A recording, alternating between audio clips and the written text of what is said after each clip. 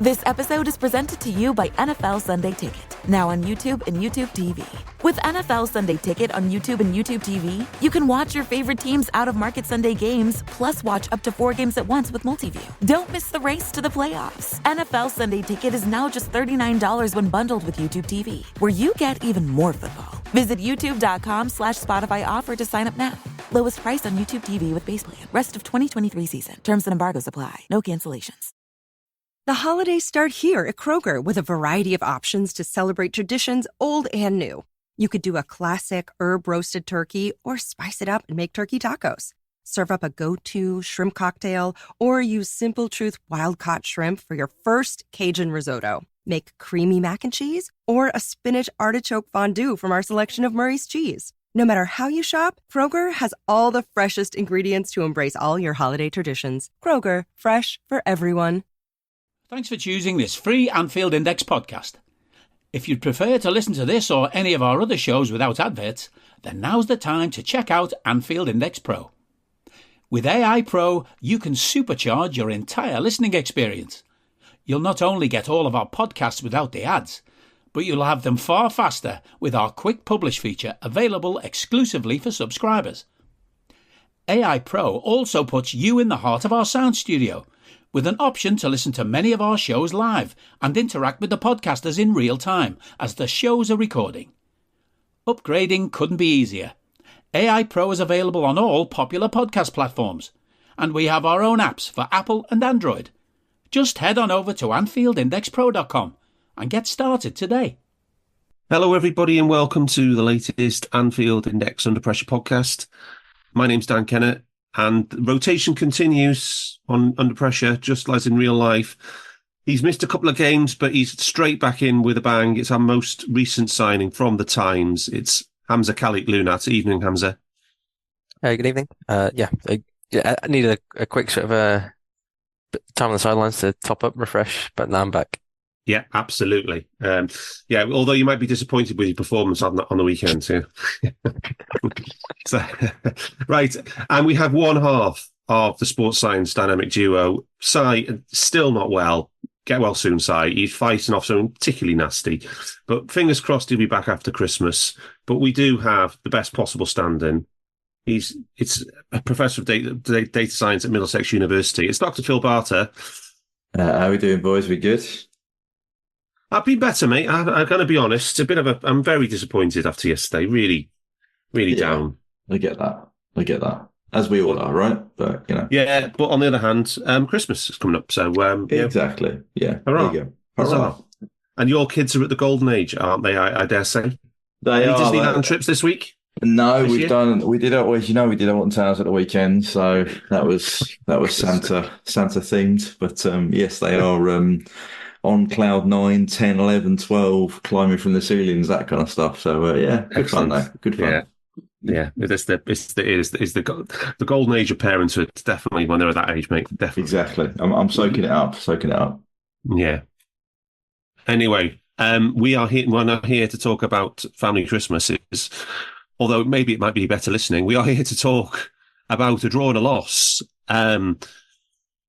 Wow, about a long time since we had a double header with a draw and a loss, but we're going to start with the match at Union Saint-Gilloise in the final group game of the Europa League. So we're not going to dwell too long on this game because it's pretty hard to analyse a game with so many changes. I guess the most important thing, Barts, from this, all we can really talk about is the lineups. It's like, so the thing we talked about on the pod last week you said Kwanzaa would play full match against Union, and then we had Kanate and Joe split in half the match each. Yeah, so we did gamble. Okay, we got through it though, didn't we? Just about.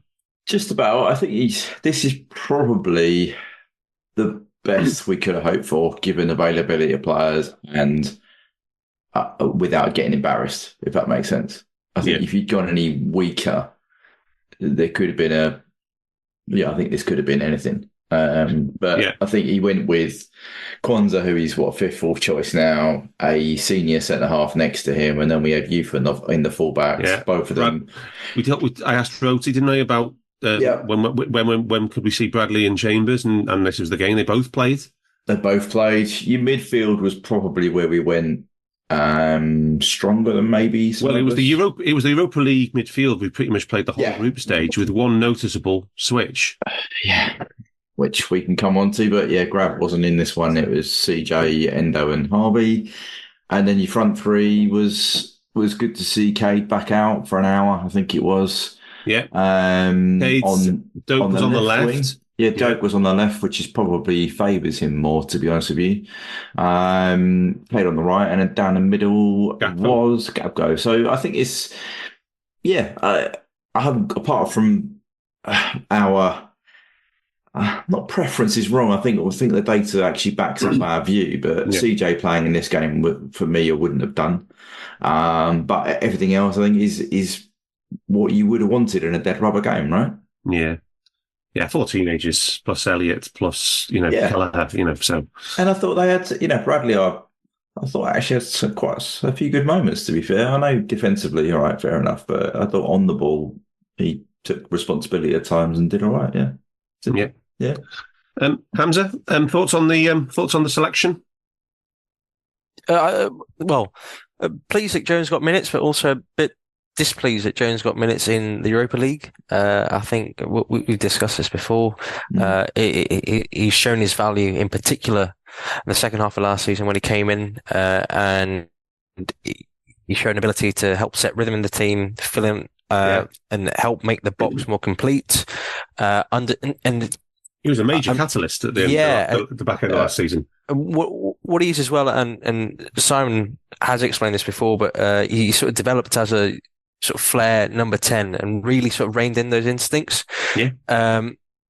And he shows because of that, he's shown a sort of the sort of tactical malleability and understanding of the game that's really quite impressive. And he knows when to turn it on and when not to.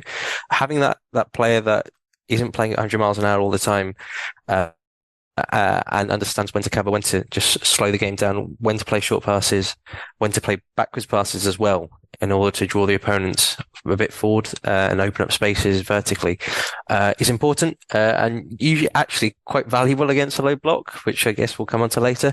I'm glad that he got minutes, but I think just given the performance level that we saw last season and I saw at the under 21 Euros, where he was excellent, and he showed a level of maturity that was above the level of almost all the other players there. The only ones that sort of stood out were him, Anthony Gordon, Jacob Ramsey, as having that sort of level of understanding of feeling a match and knowing when to accelerate play and when to slow down, and how to move and manage the speed of the game. That's my only real sort of observation. I was working that night as well, so just had to watch the match quite briefly, but don't have too much to say about it.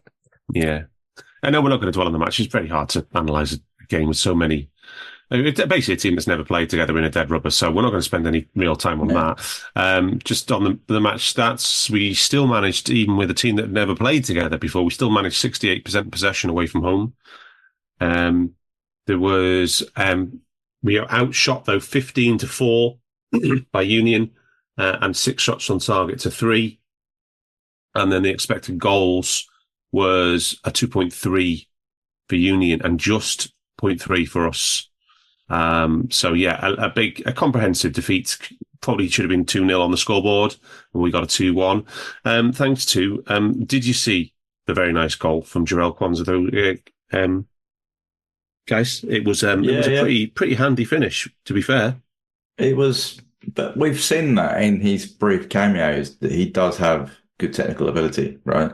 So it was a great finish, it really was, but it wasn't a surprise to me. It wasn't like Gomez had did that, and I'd have been like, whoa, hang on, where's Gomez pulled that from? But Kwanzaa generally has shown good technical ability, so it's good to see he put that away after. I have to say, I thought the first goal was offside. I know Kwanzaa could have done better with the defending, but I did think it was a borderline call, should we say. So it was good to see him go basically up the other end and correct his error at that time and bring the scores level. So yeah. It was. There was a lot of we looked quite vulnerable, especially in the fullbacks, behind the young fullbacks. Kelleher had some good moments as well. Made a really good save. Was really unlucky with the second goal as well. But yeah, most important thing I guess from this match was, because it was a dead rubber, we didn't have any new injuries on the back of it. We played the game out. People got minutes. And we got on the plane with no injuries. Although saying that, Ben Doak is now out. Whether it was directly because of this match, who knows? Or afterwards. But he's out with. He's going to require surgery. Sai seems to think it's a minor surgery may be needed. Yeah, it's meniscus. Is it meniscus? Did I read that right? Yeah, it's just. I mean, I've had 3 meniscus. So Sai, everyone who's played football, you would have. It's just a washout. It's not I can't imagine it'd be that. Invasive? No, it's just keyhole. Yeah. In you go, clean it up, see where the tear is, and go from there. Yeah. So hopefully it's not too bad. Yeah, I mean, it's not good for the kid, right? I mean, I'm not. I don't want to, because he wants to play, he wants to train, he wants to develop. He's at that golden time, but it's not end of the world. It shouldn't be end of the world. Touch wood, jeez, Yeah.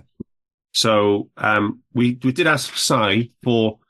If he was on the pod, he wasn't feeling well enough to make it, but we did ask him for his injury updates, for which he would have gone through more depth.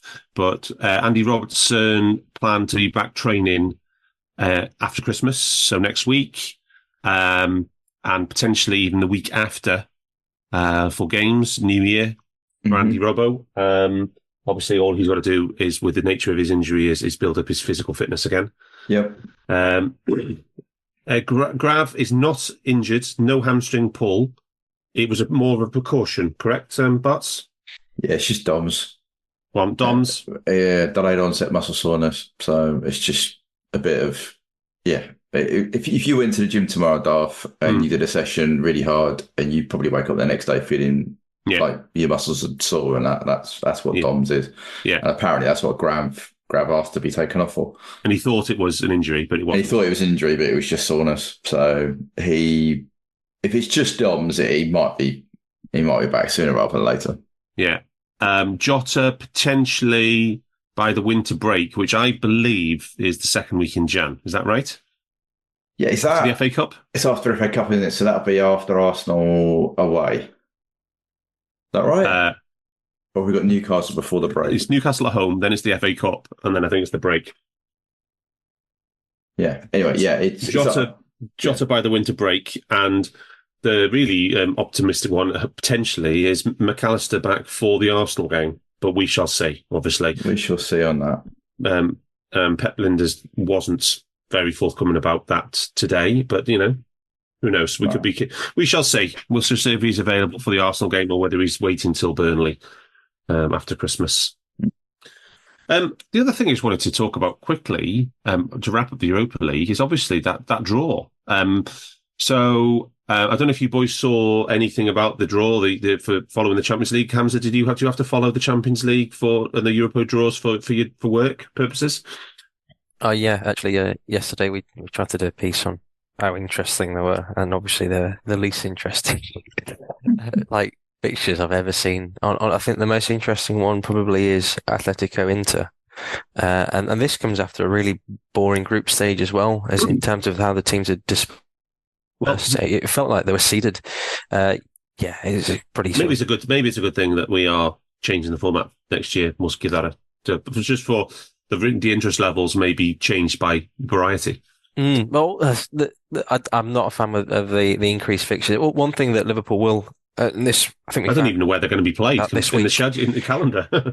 Of course, the Champions League is expanding, but also from 2025, the Club World Cup is expanding too. So FIFA announced the day before. So we're talking on Tuesday, and I think it was on Sunday they announced the new expanded Club World Cup, which will run in the summer in the USA over 29 days. And Liverpool don't qualify for this because even though the UEFA coefficient is high enough, FIFA agreed on rules which said that if you've won the Champions League in the past 4 years, and you automatically qualify. and each country, so each league, has a maximum of 2 teams that can, well, unless Arsenal win this year, but they have 2 teams. So Man City and Chelsea are the 2 teams that qualify. So for now, Liverpool will avoid that, and Manchester City and Chelsea will have a tournament that's a bit longer in 2025. But that enhanced tournament, is it going to be every 4 years? Or every year? It can't be every year, surely. Check. It might be every year, because I think it's to replace the Club World Cup, which does run every year. Oh, wow. I think it's every year, yeah. Bloody Nora. Otherwise, there'd be no point in replacing them. Oh, right. Okay. The one which the City are currently playing right now. Yeah. Yeah. Okay. But in terms of the Europa, the four British teams top the group into the last 16 straight in. That's us, Brighton, West Ham, and Rangers. And the other group winners were Atalanta, Bayer Leverkusen, Xabi Alonso's team, probably one of the strongest teams in the tournament, one of the favourites, I guess, Phil. Yeah, definitely. Yeah, are they still unbeaten in Germany? I think they are, aren't they? I think they are, yeah. And they're going really well. They're playing really good football. And then Slavia Prague and Villarreal. And then, so that goes into March. And then the draw was made for the playoff round.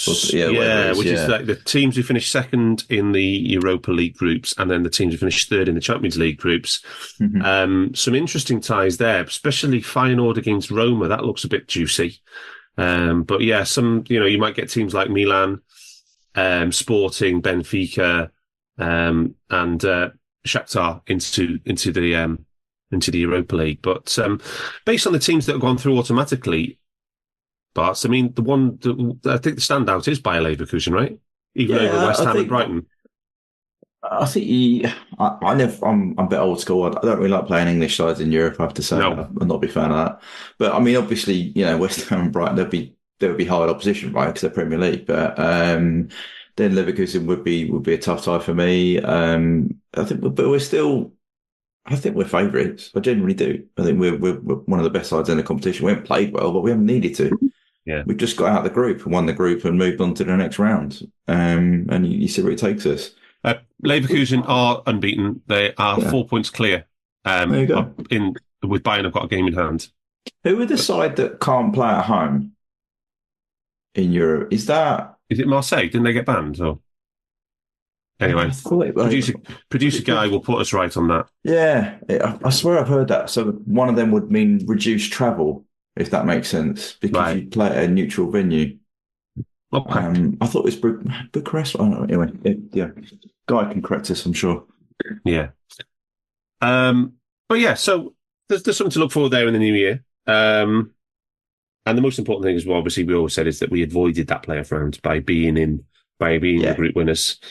So that brings us on to the all-important Man United selections, Hamzah, because we go in to, Arsenal win, Aston Villa win, and Man City draw on the Saturday, and everybody is just sensing a huge opportunity here with City dropping points again. And this episode is brought to you by Google Pixel, the official fan phone of the NBA and WNBA. The new Pixel 8 and Pixel 8 Pro are built different. How? Take the Audio Magic Eraser tool. It helps block out distracting crowd noise so your play-by-play commentary sounds crystal clear.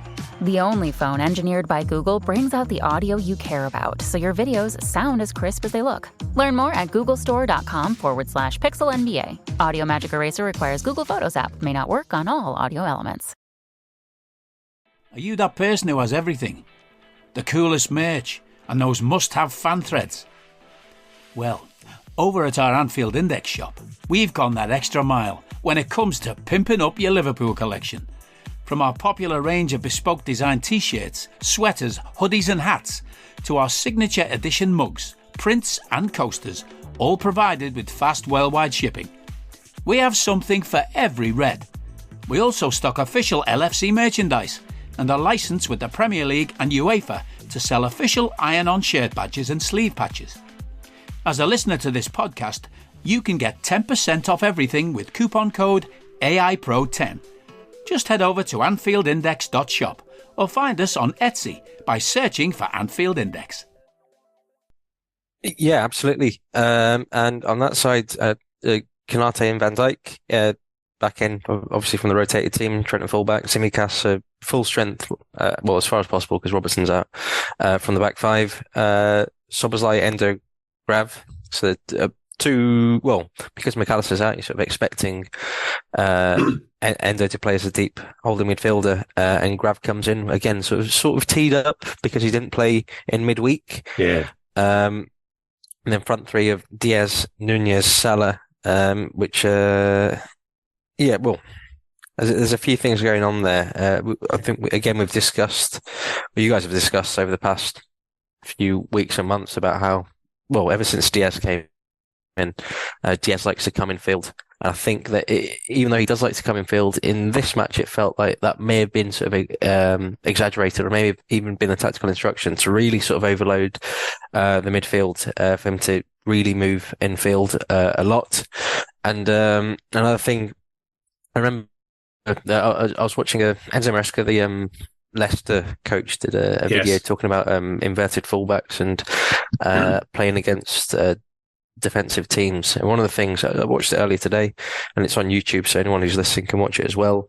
He mentioned that if you're struggling to break through the lines, often one thing that you may want to sort of deal with a very compact and condensed middle is your number 9 to drop. And that's something that Nunez has started to do and improve on this season. But I think this game in particular just showed, the difference between him and Firmino in terms of link-up play and supporting midfield in those moments to drag players out and create space for teammates. So, just on this one, Hamzah, because my old school tactics education, a lot more unsophisticated than yours, was that one of the reasons why you invert your fullbacks is so your centre forward doesn't have to drop in. He can play as the focal point. He can play as the 9. So what is the thinking there between inverting and dropping in the 9 into a deeper position? Yeah. So the idea is, your fullbacks come inside. Let's say both of them come inside, and the move up. So you're occupying the midfield spaces, but often, so ideally what happens is if you're playing against a 4-3-3, when you have your players invert, you then create 4-on-3 in midfield. You have that. Yeah. With the box, you have that 4. But if an opponent plays with like a 4-4-2, for example, and they use the front 2 to drop off and don't engage the team in possession, their defensive line, which will usually be a 3 if it's a 3-box-3, then it's a bit harder to sort of create that overload because those 2 central players are matching up with the double pivot of the box, and then 2 of the midfielders in the midfield 3 can go man to man. So the idea here is that you bring that number 9 back in to create a 5-on-4, or even force them to go man to man. Remember that third centre midfielder in the 4-3-3. Yeah. So if you do that, they're man to man, which is ideal because you can drag them around quite well. And if you're superior in one-on-one matchups, which you'd hope to be with players like Szoboszlai, who can dribble and he's quite strong and he can take on players. And Nunez, if he goes man to man, you'd expect him to win those duels. Or even if that happens and they send a centre-back to follow Nunez in field, then obviously there's just one centre-back in the back 4 left and the full-backs are matched up man-to-man with the wingers. So that's the idea. So you're meant to have the 4v3, but they've stopped you having the 4v3, so you create a 5v4. I'm all for understanding the midfield overloads. So in this scenario, who provides the width? When you're trying to create that overload in midfield, who are the onus is on which roles in the team to provide the width? It's still the wingers, but this is something that so it would be Diaz and Salah. Yeah, but this is something that a lot of teams that play the 3-box-3 are also getting to terms with because they play with wingers that are opposite foot dominant, so a left-footed wing on the right side and a right-footed wing on the left side. There's a few games that you can point to where this has happened, not just for Liverpool, but other teams that play with a 3-box-3. Arsenal have struggled a bit this season, although they've actually come into their own really well in the past 6 matches. Manchester City in the Villa match, but some of those issues were actually to do with having centre backs moving infield and not having enough progression. But the idea is that your wingers stay wide, or if they come in, then you centre mid swap out with them. With a right-footed player like Szoboszlai, that's ideal. And again, the point is that these players can't move wide; they have to start wide for a few reasons. One of those reasons is if you're receiving the ball as you're moving wide, you're going away from goal. So if you're running, that's not ideal because you're taking the ball away from goal. If you're a winger and you're carrying it, ideally you want to be taking it into the box at pace and taking opponents on. And it's harder to receive as well, because we just mentioned like Salah is a left-footed player on the right side. If he wants to receive it, he definitely does not want that to receive it. To take it onto his right foot as he's moving wide. So the idea is that if you're on the right side, at least you're pushing in with that. Some of these things are to do with the system, and some of these things are to do with the profiles that fit the system. But that still doesn't explain why Liverpool couldn't have been better. And I think Szoboszlai as well, he does like to come, he's natural number 10, so he likes to play in field a lot. Maybe having a player that's a bit more sort of open to just running the wide channel.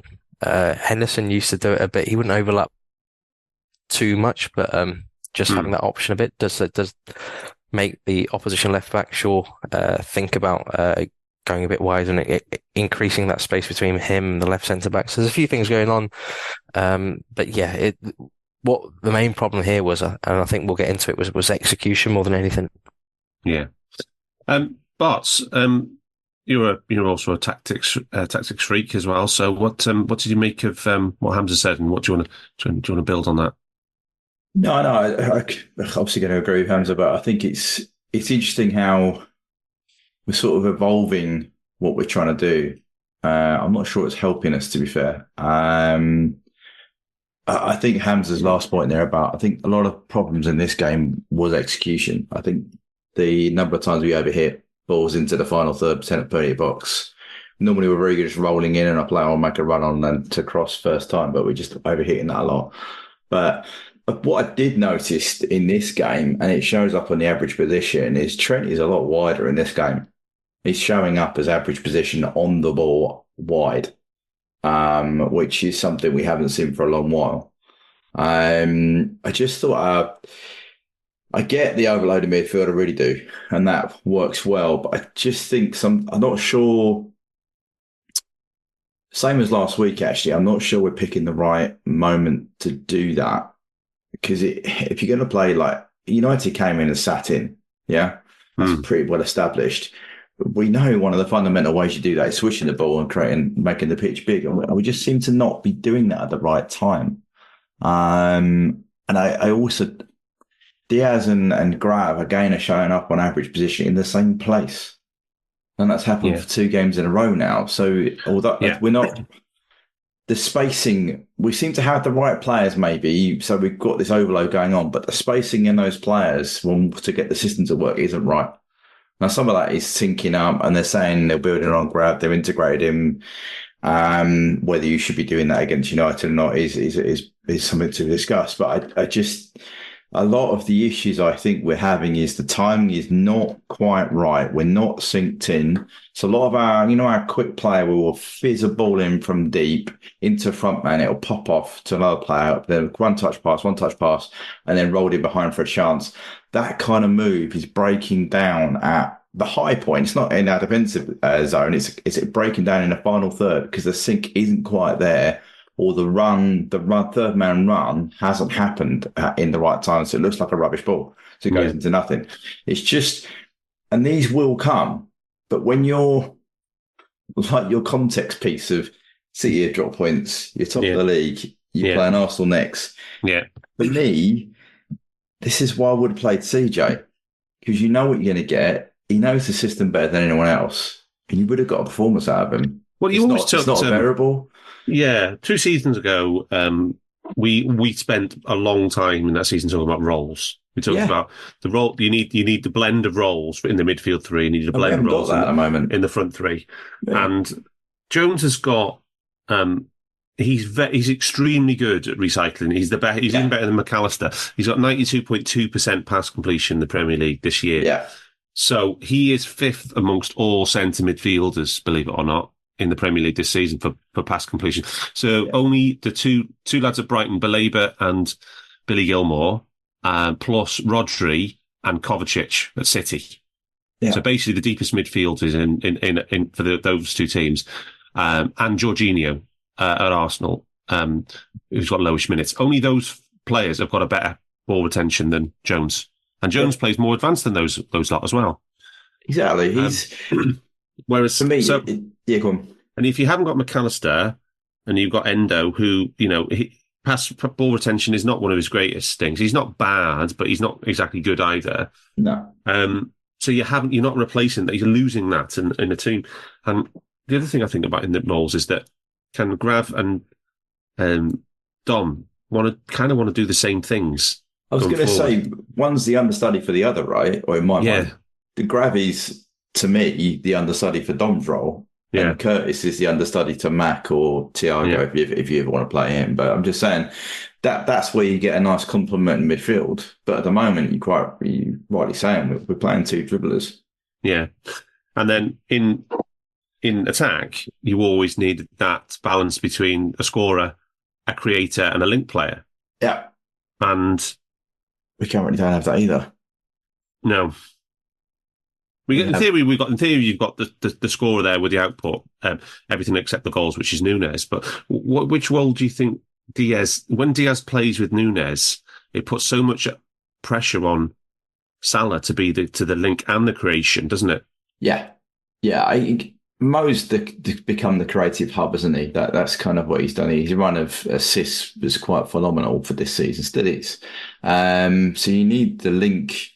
I think I was chatting to someone in Discord about Jota and why I felt he's a big miss. He is rubbish in build, but when he's in the final third, he does link play quite well. And he's also, he knows exactly when to go into a space to pick up a chance to score. Yeah. There's a couple of things bobbing around late in the second half here where Diaz goes into the space too early and the chance goes. Whereas if he just holds position, the ball will come to him and the chance will be a better chance. And that's the kind of thing that Jota, like the one where Onana spoons out for a throw in and Mo takes the quick throw in. Jota scores that in my instant because he doesn't rush into the space. He doesn't get the ball attracted. He's there, right? I know what I'm going to do. The ball's going to come across here and I'll just finish that. And that's just the instant where I think Diaz is struggling at the moment to link play. Therefore, he's going back to probably what he's always done as a player, which is ball centric, trying to score. That's his first instinct. That's what he's gone back to. Whereas he had moved into more of trying to be a bit more linky, trying to link in with the patterns of play. Like Hamzah said, coming in and creating overlaps. He was trying to do that, but it just, I feel for him. I mean, he's clearly going through some things, but he just seems to have reverted back to a lot of the behaviours that we'd started to iron out of him, shall we say. So he was becoming more of a systems player. He just seems to have regressed a little bit. And that's really showing up that for all of Jota's faults, his ability for me to link in the final third is crucial at the moment. We haven't got it. So I said at the start of the season, he said every decision Jota makes is team first. He never makes an individual decision. No. And if you look at 11 at the weekend, right, and I'm not knocking players, right, they're all amazing, love them. But if you've got 3 of your starting 11 that are not quite thinking team first, you're going to struggle. Yeah. And if 2 of those are in the same unit, right, you're going to really struggle. Right. And the 3 of them are actually effectively a triangle if you take the attacking triangle. And if you look at the zones of where they are, they're all roughly in the same place, you know. So it's sort of becomes a bit of a problem. And then you've got Mo, who, funny enough, United left him alone for a lot of this game, but we still didn't get the ball out to him a lot. So it was a real... There was a lot of issues in this game, but as Hamzah said, there was still, if we just... A final ball here and there would have been slightly better. You know, if we just bundled in one of the set pieces chances we had, you'd have nicked it 1-0. You know, it's one of those. Unfortunately, there's a lot of things wrong with this game. Don't get me wrong. I'm not sitting there going, wow, it's amazing. Yeah. But we could have quite easily walked away with a 1-0. Yeah, absolutely. We'll come on to the stats in a minute. Yeah. Hamzah, you often in the media have to cover both sides and talk about narratives as well as actual analysis and stuff. Your thoughts on the United selection and their approach to this match? I thought their approach was pretty sort of one-dimensional.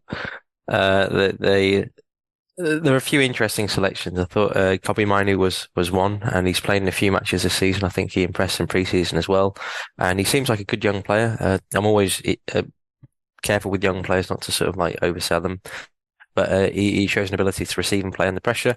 There's one particular nice pass that he picked out to Garnacho. I think the issue there was, though, on the left side, I'm just trying to remember correctly. I think Grav lost him, and he was in the space behind him. So Grav moved forward, and I think Gomez tried to move out, and I think the referee was sort of in the way of the player who was on the ball before they played it into Mainu. So that was just a bit of looseness and slackness in Liverpool's out of possession work there at that particular. But yeah, do you think if Ten Hag hadn't been under so much pressure and they hadn't just recently gone out of the Champions League, finishing bottom of the group, do you think he would have been so negative as this? I don't think so. Some of it is injury force as well. There's Bruno Fernandes. He's not injured, but he was suspended. I think some of it was also forced by the result last year, and it being Liverpool, as in the biggest rivals, and seeing the team getting battered like that. I mean, there's sort of feeling before the match that if sort of United got away with like a 3-1 or something, that would have been a sort of success because they didn't get dismantled as it did last season. But yeah, I think so. Yeah, so because of the two consecutive defeats to Bournemouth and Bayern Munich, the limp nature of those defeats, the four selection things, such as Fernandes being out and Rashford being out for a while, and a few other centre backs that they've been missing, such as Lissandro has been out for a while and Maguire has been out recently, all sort of coloured that. And so I think if Ten Hag had better attacking options, he might have been a bit more sort of willing to attack. But having seen the squad that he had and the recent results and the performance last year, I think that sort of pretty much determined how they're going to play. Yeah.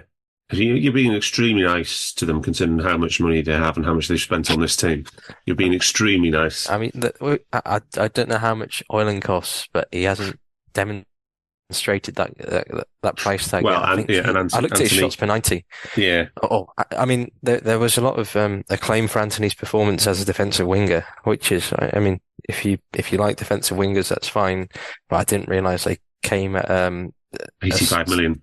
Premium, yeah. I'm just going to grab up Højlund's stats because I remember looking the other day and his shot volume is really poor. Here we go. 90.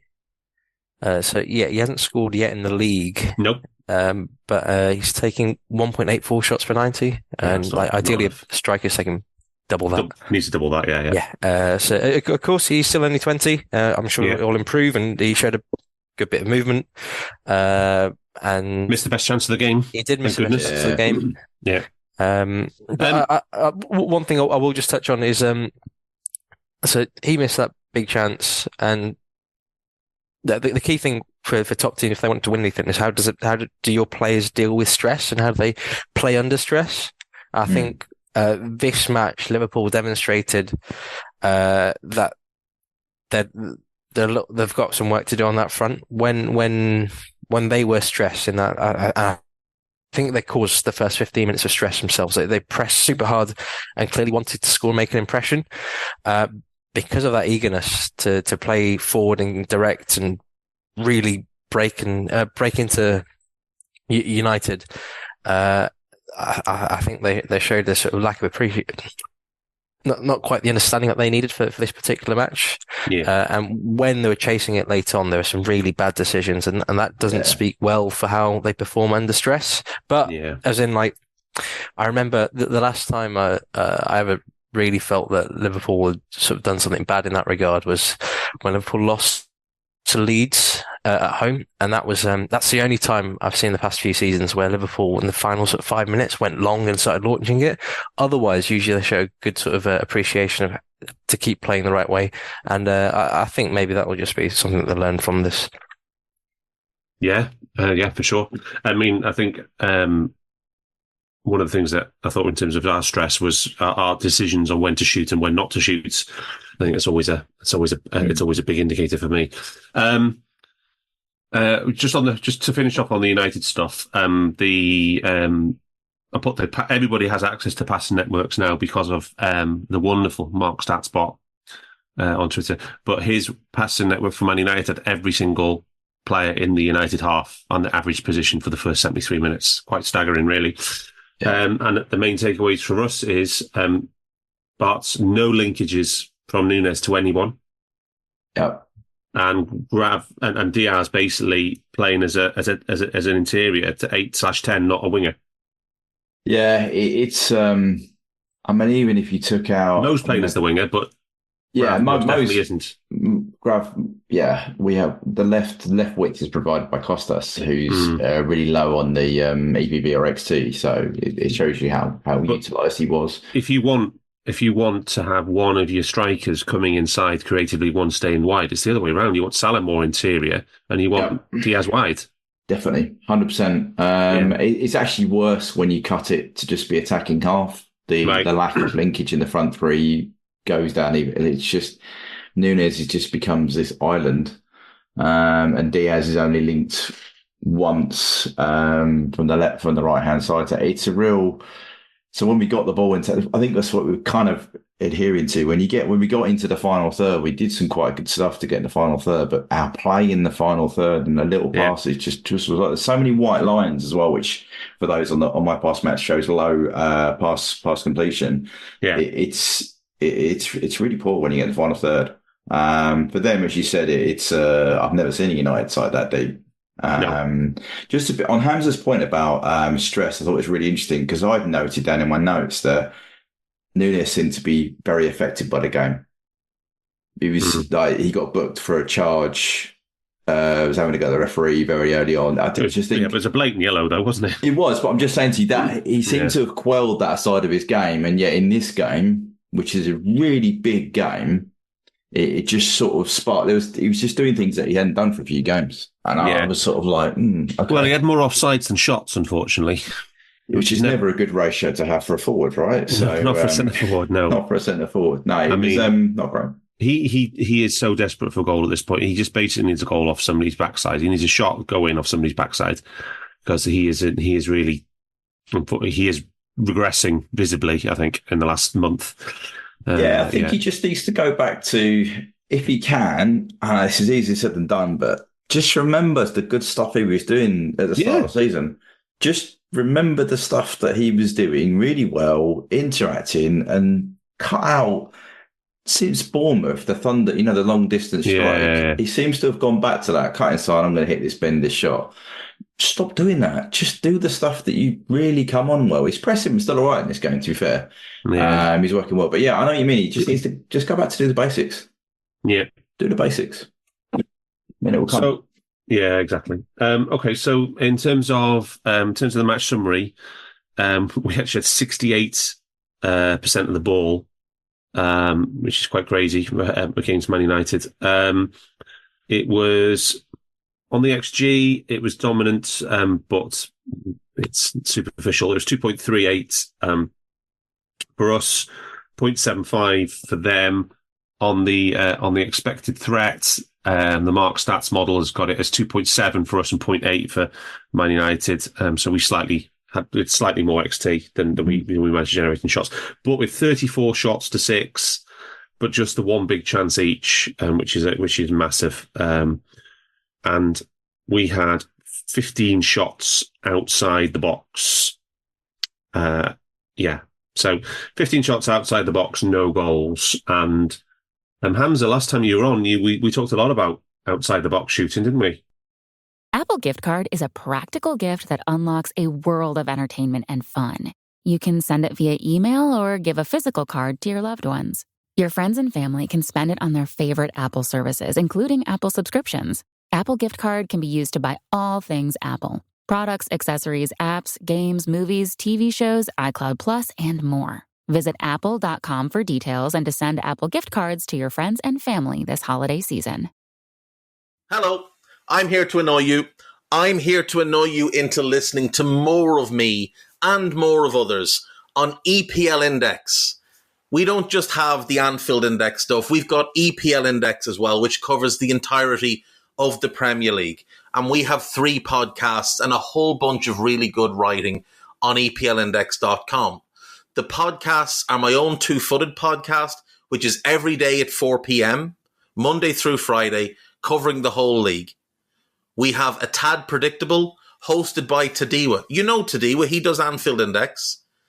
He presents A Tad Predictable before every Premier League match week.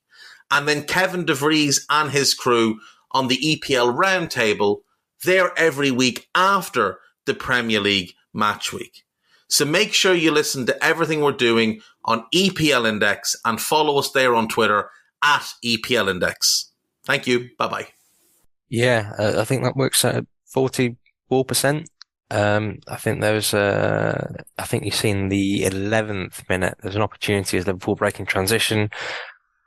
Salah moves wide on the right and Szoboszlai is carrying it, and the pass is definitely on there and he takes a shot on. There are a lot of those instances in the match, and it's good to keep opponents on their toes and surprise them every now with a long shot. Yeah. But in this sort of match, you're needlessly turning over possession. You're doing good work to get into the final third and around the final fifth, and then you're squandering that work, and it's really about sort of patient probing and positioning. Yeah. There was one chance I think that was a good example of a shot from distance. It was that Trent Alexander-Arnold shot. That just went wide of the post. That was what nicely worked. I think, if I'm right, correct me if I'm wrong, I think Liverpool worked it from right to left or right to middle, and because of that, the space opened up for that shot, and it was a clean shot on goal. If you are going to shoot from distance, then doing it that way is better. So rather than breaking through the middle and taking a shot, overloading one side and opening up space on the other. There's a few, often teams will do that with short corners, as in they may have a dummy runner that runs across to open up space just on the edge of the box to allow a clean shot at goal. Yeah. You can run sequences like that in possession, in sustained possession phases, but it didn't look like Liverpool were doing that in this match. Do we have the average shot distance? I was just looking at for the match. Yeah, let me just grab it up. Barts has probably got it. No, I've got average XG per shot, which is 0.06, which is terrible. Shocking. Terrible. Do you know which team has got the most shots from outside the box in the Premier League this season? Must be Liverpool, right? It is. We've got 123 shots. Do you know how many the team in second have got? Let's say around. So how many does that work out to per game? 123 over 7.2 per match at the moment. That's a lot. In which case, 85 for second. Good guess. Good guess. 94. It's Tottenham. Yeah. Tottenham have got 94. Tottenham. City 92. Most of those are probably James Maddison early in the season. Yeah. City 92. Brighton 87. Everton 87. So we have taken 29 more shots from outside the box than any other team, and we scored 6. We scored the joint most in the league, right? From outside the box, and you think, okay, that's great. So we got more goals. So we got 6 goals. Tottenham have only got 4. For example, Villa have got 6 as well. But the league average conversion rate for a shot outside the box last season was 4.8%, and our conversion rate this season from shots outside the box is 4.8%. So for all the shooting that we're doing, we're not converting those shots at more than the league average rate or anything like that, despite having shooters like Dom and Trent and Mac, who people think are above average shooters from outside the box. But we aren't, as a team, we aren't converting anymore. We're converting exactly the league average rate, but we're taking all these extra shots per game. Yeah. Which I don't explain the way you the said XT it. It's just a turnover. XG. Yeah, it could be. Yeah. Exactly. Because you're in the places we're taking the shots are in prime XT boxes. So you get a really high value for being in there, but you're just not doing, rather than playing the ball into the next zone on, which is the ball we kept mucking up, you're taking a shot on. I think one of the most egregious ones was the Salah one, where he shot from the D and didn't pass to Costas on the overload. I think that was end of the first half, was it? Yeah, there was a really shot, isn't it? I mean, it was. Yeah, and Salah scuffed it from the D. It was an easy shot. He didn't get much power into it. Costas was actually it was an easy pass, and he was unmarked. Yeah, do you know there's over 10 shots on the right hand side in the right hand channel in this game. So in the D outside the box. No. So outside the box and in the box and in the 18-yard box down the right hand channel, so the right half space, we had 10 shots. Wow, which is out of our 30 odd, and then you had the majority in the middle, and then you had 3 on the left half space channel. Yeah, so right side dominant. I mean, Gakpo had 4 in 27 minutes. Sobu only had 1. Trent, but yeah. So Canati had 4 shots apparently, so they're all going to be set plays. And Trent had 4 as well. So then we had 3 in the 6-yard box and didn't score. I mean, how often does that happen? Yeah. How many shots did we have some set plays in total? I think it's 6. I'm just counting it now. Maybe. I think it's 6. Just go on the FBref stuff. Yeah. But given we had 8 corners in 28 minutes, I think the production from these set pieces was that is what you're looking for in these matches, ideally, as in an early goal from a set piece. Van Dijk scored a thumping header in this fixture about 4 years ago, didn't he, when we won the league? Mm. But you're looking at the XG we produced from corners is less than 0.5. The XG we produced from set pieces, non-corners, is less than 0.25. So our production isn't there. Do you know what I mean? If you got that volume, you're creating, it's not even 0.6 of XG. It's not great. No. We actually I know they're headers. I get that. It's slightly different, but it's not amazing. Yeah, we actually had 12 shots from set plays, believe it or not, in the match in total, including second phase and stuff like that. But one thing, and the best one was probably the Van Dijk one, which she got good contact on, shown straight at the keeper. I don't know if you noticed this, but Rafael Varane, who's kind of been in the cold most of the season, I believe, Hamzah, that's right, in the doghouse, he came back in and he had 20 clearances, blocks, interceptions in this match, which is a phenomenal number. Yeah. It's Ben Mee-esque. Yeah, who would have thought to use a multiple Champions League winning defender like that? It turned him into Dejan Lovren. I guess so. I think the issue for him is that even when he's signed, what was quite obvious is his ability to play a season was the issue. Yeah. Good centre back. I think I remember reading that there was a sort of fallout with Ten Hag, but I think Ten Hag has consistently sort of had this position where if you have a bit of a problem, that's fine, as long as you sort of apologise. And I think he sort of made amends and back into the team. This episode is brought to you by Columbia Sportswear. It's snowing again, and that wind chill is killer. But you're not worried about that because you shop the Omni Heat Infinity Collection. It's warmth perfected with tiny gold dots that reflect your body heat inside and protect you from the cold outside. No snow or chilly temps can stop you now. Go out anyway. Shop the Omni Heat Infinity Collection now at Columbia.com/infinity. I don't need a VPN. I've got nothing to hide. This is what I used to tell myself before I hooked up with LibertyShield.com. Not only is my home internet now fully encrypted, but I can now access all the websites I want, whenever I want, and do so from absolutely anywhere. As a Liverpool fan, I love to know I can now watch every match, regardless of whether it's on UK TV or not. My Liberty Shield VPN makes sure nothing is blocked and guarantees me super fast streaming speed throughout that match. You can get connected right now with their software package, which includes a 48-hour no-obligation free trial and instant access to their apps for Apple, Android, Fire TV, PC, Mac, and Android TV. Or go a step further like I have and get one of their pre-configured VPN routers. These small but powerful devices allow you to easily connect every device in your home to VPN, making it the perfect solution for smart TVs, Mac boxes, and games consoles.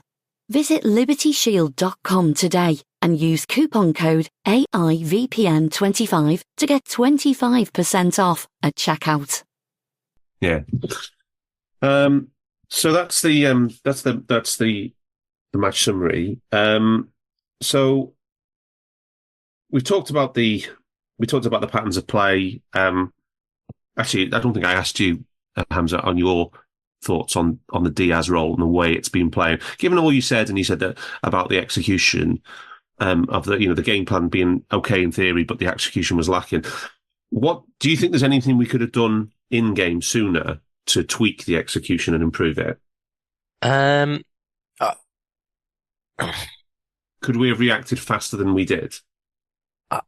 I think if you're a manager on the sidelines and you're watching on, I think for the first 2/3 of the watching the play in the first 2/3 of the pitch, you're pretty pleased. Yeah. The press is intense. The Liverpool are trying to move the ball forward quickly. Konate is quite good at moving the ball forwards. He's carrying it. Alexander-Arnold is passing it forward, getting into semi-decent positions, and then just bizarre decision-making in the final third. And I think, particularly around the box, I think because of that, you're sort of reluctant to change too much because the structure is decent. The shots are coming. You're seeing, so even though Diaz is coming in field a lot, it is putting Dal on the back foot. He's coming in field. Costas is able to get on the overlap as well. Nunez is a little bit isolated, but you'd think, given the way Manchester United are playing, you're not going to have too much involvement from Nunez anyway. Just given the way that the sort of first 30, 40 minutes went, you may be looking at it as a manager thinking, a little bit of the momentum is fading. But at the same time, this is probably what you wanted, just with better execution. I know I said that earlier, but I just trying to be as sort of as a manager as I would have seen it. I don't think I would have looked to change too much. I think that the message would have been at halftime, for example, can you slow it down a bit, take your time a bit more, and a chance and a goal will come. More than anything, rather than looking to change and tweak a few bits. And Bart, same question to you, mate. I kind of understand where Hamzah's coming from, and we had 26% of our EP fee in the channel just outside their box, right? So the full width of the bit we created, that's the majority of our EPV, if you want, per channel boxes. So we get into the right places with just the execution. But I think also we weren't holding it long enough in those areas to then wait for. So that's me personally. That's where I think a CJ would have held possession in that higher area for longer and waited for the right pass. He also would have, I think he makes better third man runs. So I think that's the change I would have liked to have seen earlier, because I agree, we were getting it into the right areas, but that patience wasn't there and the right pass wasn't there. And that's what I would have changed out. I don't think making that change with 20 to go was good enough. I think you needed to give that. We never, ever lost that ability to get the ball up there throughout the whole game, really. I think it just would have been good to maybe the last half an hour go on then, we'll really pen them in that. And then equally with CJ operating the left, you would have kept them in both sides. Yeah. Because they always had an out ball down their right, if you like. So you then turn the pressure from being a little wave, and then we try and switch it, we lose it, they break, and we come back again very quickly. But you would have kept possession in those areas just outside their box. And even with Varane playing amazingly well, you might have eventually picked the better pass rather than forcing it. We got into a point, I think, we were forcing balls in, which were heavy, overweighted, and they were the right ball. We just got in there. We're like, right, we've got to play this. We've got to score. And that also comes back to that emotional bit about this is United. We know we're going back to the top of the league in this game, but we were in the right area. I just think a player, for me personally, CJ Early would have kept possession on the left-hand side. We would have recycled better in that final third, and you might have seen that pressure increase. So I know that Brundish, when he's listening back to this, is screaming out the reason what he would be saying, which is width and switches, and we made one switch in the whole match. Yeah, I think that was Canate as well, wasn't it? I think, which is just staggering, really. Yeah, but for me, it just looked so congested, and to make things worse, we had players maybe coming into these really congested situations who weren't well suited to being in those congested situations, because they're not that type of player. Yeah, if it was McAllister and Jones, maybe that's better. But if it's Grav and Diaz and Nunes, it's not looking great. And then and Dom had a poor game by his standards as well. He did. And then just to back up, you were saying the worry for me is becoming a bit of a pattern. Opposition are letting Canate have the ball. Yeah. He has the most 10 plus connections with anyone else in the team for the second league game running.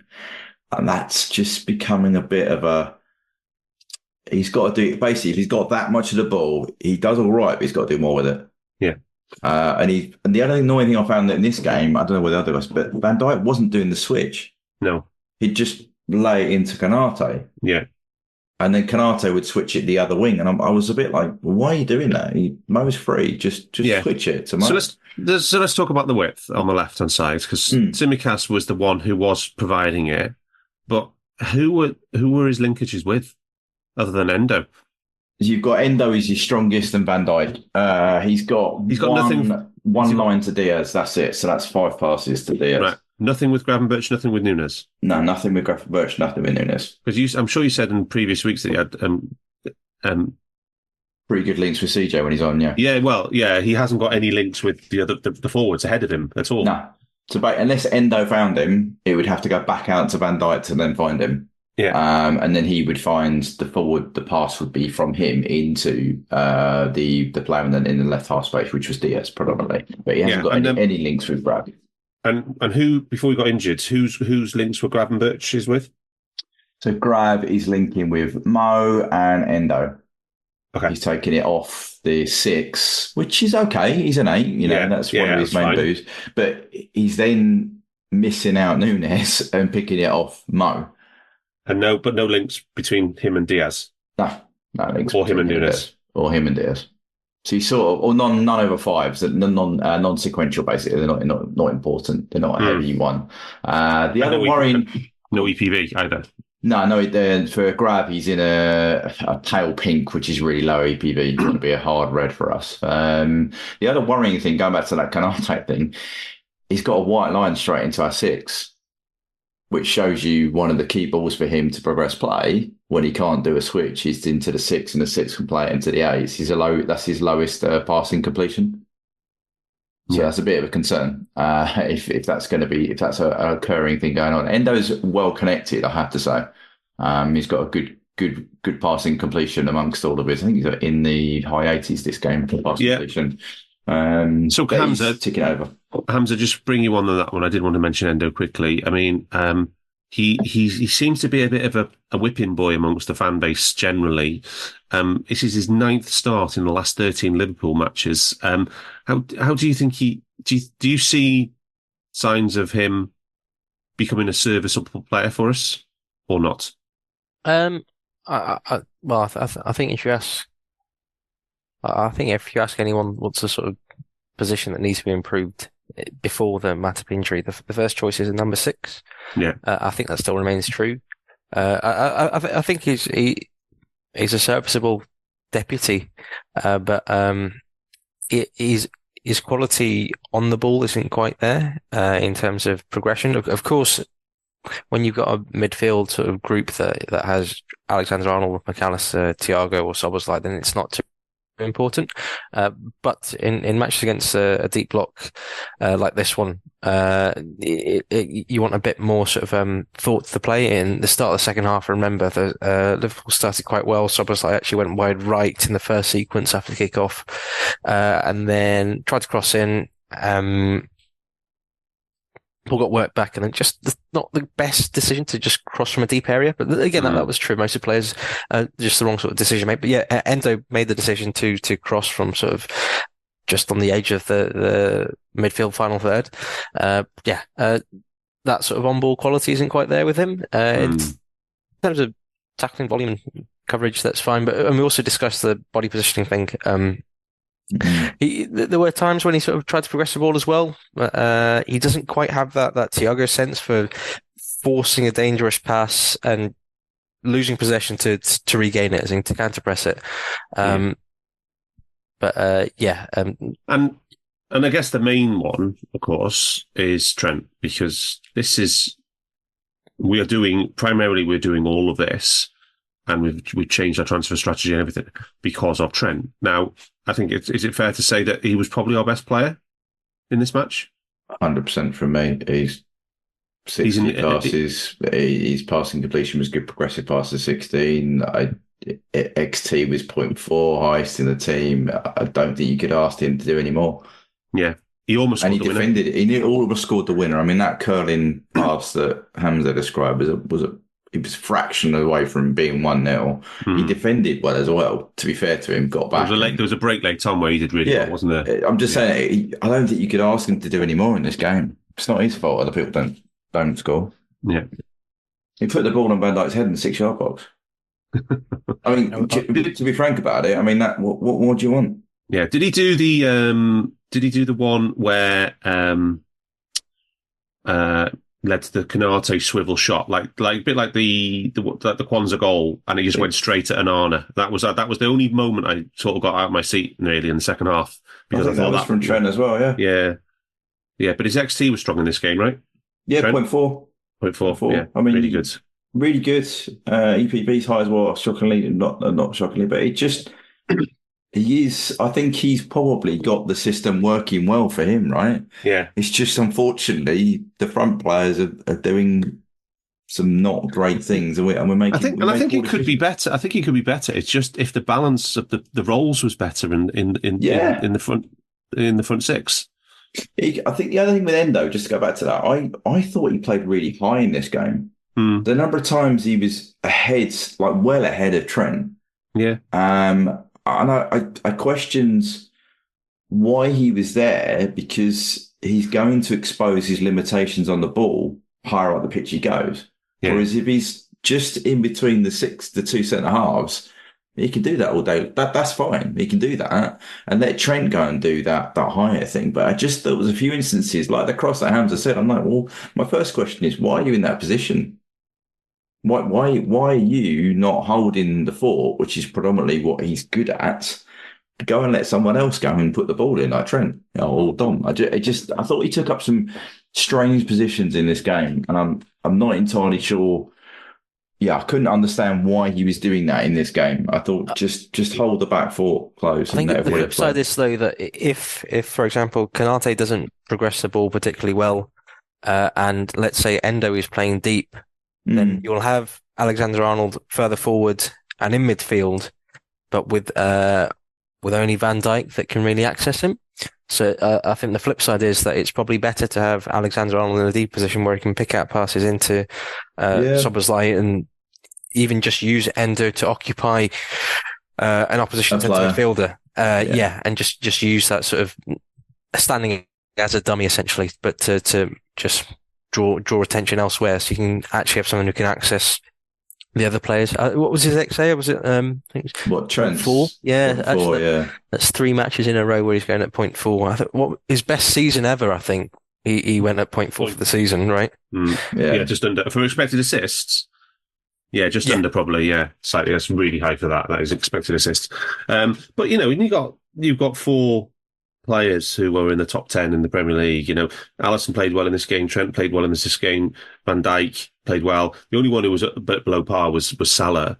And he still nearly did enough for win. I just think that the issue for me is that this game was payback for getting the win against Fulham. And I know everybody else would have much rather had a draw against Fulham and a win in this match against Man United. But we used up all our screamers in the Fulham match, if that makes some sense, because, we scored 2 worldies, and then Trent scores his winner in 7th minute of injury time from the edge of the box, with a really good finish inside the post. But this game, we have 15 shots from outside the box, no goals, and then Trent's moment of near match winner goes 2 foot wide of the post and 2 foot further to the right of where it went last time against Fulham. Because the goalkeeper was beaten, wasn't he, Phil? Oh, he was beaten. That was going in bottom corner. Yeah, but it just trickled wide of the post. Bent too wide. But I think you're right, though, Darth. I do. And actually, I think I said in the chat afterwards, it doesn't. I know we would have all loved to beat United. Please don't take me that. This is going to sound bad, but it actually doesn't change anything. We still have to beat Arsenal next weekend. Yeah. Yeah, do you know what I mean? The context of everything, we still will get the result next weekend. Yeah, you could, and to be fair, I don't think you can say we've deserved 10 points out of 12 from the last 4 fixtures in the league. Certainly, but Palace. I mean, you talked about Fulham game. Geez, we rode our luck against Palace as well. To be frank, Yeah, that was probably a draw game. Yeah, the disappointing thing is, I think that Liverpool's form in the past 6 matches has dropped off in terms of XG different, XA difference, while Arsenal's has just racked up. I think I did these sums a few days ago, but I think Arsenal's XG, just XG, not XG difference in the past 6 matches, non-penalty has gone to 2. Liverpool's 1.6, City 1.6. In terms of XG difference, Arsenal at 1.1. 1-1, Liverpool 0.88. They shut out Brighton so well. 7. I mean, the Brighton one was insane because I think Klopp admitted himself, when you play Brighton, you have a very specific tactical plan. You'd be silly to press them. And Arsenal did press them. And I think, Brighton did this thing where they'll leave 4 players, their forward line up man to man as they're building out from the back. So if you're defending and you're pressing, you'll leave your 4 defenders against them because you don't want to leave 3 on 4 at the back. But because you're pressing as well, you also commit your players forward. And what that means is there's usually like this massive space between your forward line and your defensive line. Your forward line obviously pressing around the box. And there's just loads of space there. And that's usually what Brighton play into, is they draw you out and play into it. And Declan Rice was sort of the only guy tasked with covering that space. And in the match, he did really, really well. Any sort of loose second balls, he timed when to press well and then immediately shuffled it to Odegaard. And because he was winning the ball and then giving it to Odegaard immediately, Odegaard was involved around the box. And his form over the past 6 matches also increased, which isn't like a particularly good omen. Lastly, the rolling XT difference over the past 10 matches. I think Arsenal 1.1, Liverpool 0.87, City 0.7. So it's like semi-positive signs for Liverpool in that over the past 10, it's ticked upwards. Since the international break, on the Understat model, we are 9th in attack. We have the 9th best attack. Yeah. That's very unlike us. And we only have the 6th best non-expected goal difference as well. Do you know what's also, have you seen Arsenal pretty much bang on XG and XGA? Yeah. Like that's probably slightly more concerning. They're literally, that is absolutely what they should be doing. Yeah. Whereas we're still running hot. We're still running hot. Yeah. Yeah. Defensively anyway. Yeah. But, that a lot of that is Alisson. In theory. Sure. Yeah. Absolutely. We're slightly cold on a set piece XG. I think we've got 7.17 XG, but just 5 goals from it. Yeah. I don't know if anyone has noticed, but there are a few teams in the league have quite sort of complex set piece corner routines. Yeah. I don't think we've quite sort of nailed that down yet. No, we were definitely ahead of the curve a few years ago, but maybe others have caught up. But then I get what you're saying, Hamzah, but look how many chances we had in this game from set plays. Yeah. I mean, I'm not being. They just weren't clear, were they? They just weren't clear. Yeah, but Van Dijk puts a header in the 6-yard box at the keeper. Yeah, true. Right. Canate, another one, plants it straight over the bar. You just got. Sometimes I get all of that. Yes, we could have better routines, but we had opportunities in this game. We just didn't execute them. You only need one of those headers to go slightly to the left or right of the keeper, and it's 1-0, and they don't recover. I mean, Núñez 3 yards out decides to head it across goal in the first 5 minutes, and then Mo and Grav fight over who's going to put the ball in the net, and the keeper gives it up. I mean, when that doesn't normally happen, Núñez would normally go to goal. Did we only register one shot for that? The Salah one. Yeah. So we talk about the subs. Yeah. The first ones, or so on the hour, Grav and Dom come off in the 10s position, and Cody comes on with Gomez. So basically, Trent stays in midfield. Joe goes to right back, and we bring Cody on as an 8. Then on 78 minutes, the South American duo go off. Diaz and Nunes go off, and Elliott and Jones come on. And I don't know, put it to you, Barts, that last 20 with Harvey and Jones and Salah's change of position, I thought was probably our best period of the match. Yeah, I thought we created 0.32 XG, which is the second highest in that period in the game. In terms of EPV, XT, again, second highest period, but we converted it better. Passing rate was slightly lower, but I thought that was a period. We had 8 shots in that period of time, which is the highest period in the game. 2 of them, 2 on target. So 3 on target, sorry. So again, I thought there were better decisions being made for us to get those opportunities. That I said in the Palace game, he does this. He's starting to do this thing now. He brings Cody on the sub before he's taking Darwin off. And I don't know. It just seems to do that every time now. Yeah, so I don't know why, because for me, I never really got Cody as an 8, I have to say. And then the other one, I think CJ should have been on first. CJ should have come on with Cody maybe, but I'm not sure about the setup of it, because Cody then played really, really deep for him. So I'm not sure when Cody comes on and does that, I'm not sure of his role is what I'm trying to say. He comes on and it doesn't seem to max up with what his skill set is, because he can't be the false 9 thing. He can't do the wide left thing because he's played on the right. So he ends up being like a tall body in the middle, creating an overload. So I'm not sure it helps us really. It just seems to be a prep to get him warmed up for then Darwin coming off. But it was our best period, I would say. Yeah. And Hamzah, any thoughts on the closing period of the match? 70% possession, 9 shots to 0. Actually, I'm just watching back now. And there's this cross that Salah does in the 72nd minute to Nunez, and it doesn't quite work out. But the thing is, in the moment before, what happens is Diaz comes inside and he's pretty much next to Gakpo. So Diaz is sort of centre of the pitch, Gakpo's sort of centre right, and Nunez is centre left, all around the 6 yard, all around the D, but just in the box. They don't quite coordinate properly, and this sort of things comes with time and synergy together. So both Gakpo and Diaz sort of target the sort of right side front post area. They haven't run that far, but it's around the edge of the box. So they're moving towards that bit. And Salah picks his head up and he's deep on the right side. At this moment, Nunez also sort of makes a run through the middle. I think meanwhile, Salah's looking at all this and he sees 2 players pull right side and thinks, if the opponents are going to follow that side, then the space is on the left. But Nunez doesn't quite read that, and he makes a run through the middle. That sort of thing just requires a bit more sort of understanding between the players that hopefully should just come with a bit more time. All 3 made independently quite intelligent runs, but as a collective, it was a bad decision because they didn't understand how the other teammates were also running in conjunction with them. That as in it didn't take long for Coutinho, Firmino, and Mane to build that relationship, but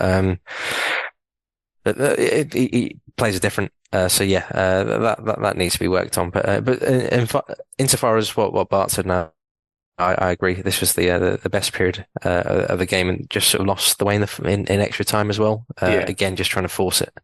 Yeah, I just think. Like we were saying about Arsenal, I think we're going to have to play a lot better than this, aren't we? If we're going to get a result in the Arsenal game. Yeah, 100%. And I know he's in a bit of form, and we've criticised him in the past in the midfield role. But to what blends of players in the front 3, would you like to see something tried if the players are unavailable? That's such as Elliott in the front 3 or Jones in the front 3. Bots. Where would you stand I on want that to see as an option? Jones in midfield. Jones in midfield. I genuinely think our best way to win this game is to get the roles right in midfield, as we've said. We've said the past 3 pods about that. So you get in the midfield. Hendo's clearly going to play, and Dom's going to play. And the back four, I think, will be the back four. I personally, I'd probably play Cody wide left, I'll be honest with you. Yeah, try Cody there in that role. Because I just don't think if he goes with this same 11 as he's done for the past 2 games, I have concerns that they will, because Saka plays down that side, doesn't he? Right hand side. Yeah. So the ball out to Saka could be on at will. Rice has been playing right side a little bit as well. So give them something to think about with Núñez up top, making sure he stays on side, and then play Cody on the left. Cody on the left and Mo on the right. That's what I would do, and I would hope that they take some time to reflect. And I also think the West Ham game midweek, I think he's got no choice but to play a very weak side because he's running out of players. Yeah. I think like the Brentford match, making sure that the team matches up physically is important as well. Right. So Havertz he's been playing recently. He's quite tall.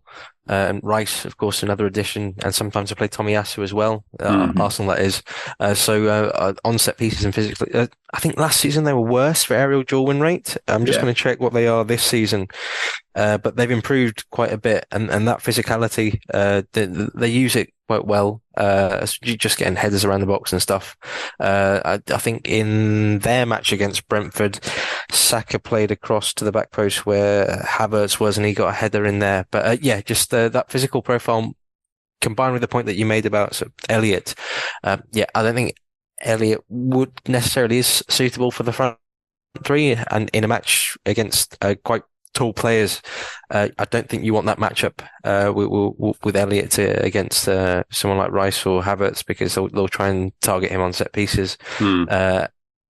Especially if some of the other players aren't too big, but at least that lends some sort of some more value to. I was coming more from the taking care of the ball perspective with Elliott and Jones. In terms of the balance of the roles. I just wondered if okay. But we will be back after Christmas. We've decided we're going to do a double head of Arsenal and Burnley, and we're going to be recording on the 27th. And we may be doing a short Under Pressure Extra later this week, specifically for the West Ham game. But so I don't know if you're around for that. We'll have to see how the West Ham game goes, but we may be back for that. But if not, we will be back on the 27th.